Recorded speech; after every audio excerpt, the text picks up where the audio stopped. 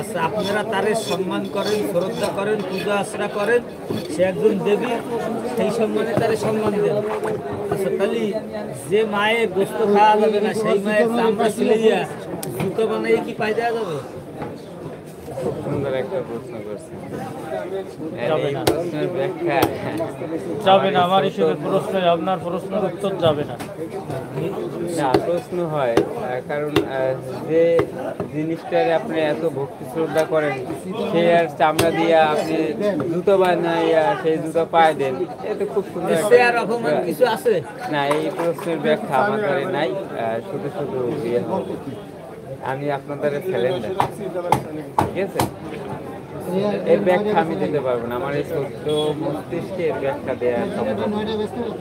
আমি স্যালেন্ডার তাহলে আপনার সাথে আমার এই বিষয়ে কোনো কথা যখন স্যালেন্ডার করে বইছে ভাই যান যুক্তিসঙ্গত একটা